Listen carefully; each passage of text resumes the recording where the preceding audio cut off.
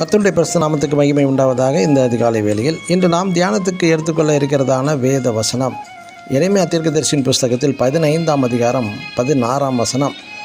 உம்முடைய வார்த்தைகள் கிடைத்த உடனே அவைகளை உட்கொண்டேன். ஆமேன். இங்கு பரிசுத்த வேதத்தின் வார்த்தைகளை சாப்பிட்டேன் என்கிறார் தீர்க்கதரிசி எரேமியா. வசனத்தை எப்படி சாப்பிட முடியும்? மனிதனுக்கு சாப்பிட உணவு வகைகளை பல வகைகளை படைத்துள்ளார் நம் தேவன். நாம் உயிர் வாழ ஆகாரம் ஒரு பகுதி. சிலர் எல்லா உணவுகளையும் சாப்பிட மாட்டார்கள்.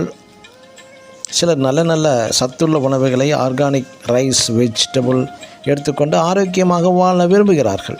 3 வேளை மட்டும் நல்ல ஆர்கானிக் காய் பழங்களை தேடி வாங்கி சாப்பிடுகிறார்கள். சிலர் கலப்படமில்லாத அரிசி, பழங்கள், காய்கள் இப்படி தேடி சாப்பிடுவதனால் நோயற்ற மன நிம்மதியான வாழ்க்கை வாழ விரும்புகிறார்கள். சரீரமும் கெட்டு போகாமல் இருக்கவும் பார்த்து கொள்கிறார்கள்.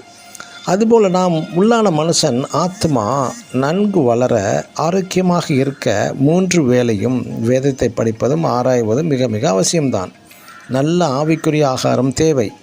நாம் நேரம் ஒதுக்கி அங்குமிங்கும் சிதறி கிடைக்கிற வேதத்தின் முத்தான வார்த்தைகளை அலசி எடுத்து மனதுக்குள் வைப்பது நல்லது.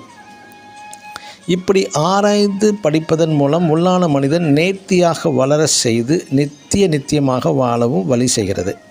இந்த இப்பரிசுத்த வேத வசனங்கள் சத்தியத்திற்கு மட்டுமல்ல, இந்த உலகத்திலும் நீங்கள் ஆசீர்வாதமாக காணப்பட, சாட்சியின் ஜீவியம் செய்யவும், தேவ பிள்ளைகளாய் வாழவும் உதவி செய்கிறது. மொழியில் நல்ல மனிதனாய் வாழவும் வழி செய்கிறது. இப்பரிசுத்த வேத வசனத்தை மறந்துவிடாமல் அனுதினமும் படித்து ஆராய்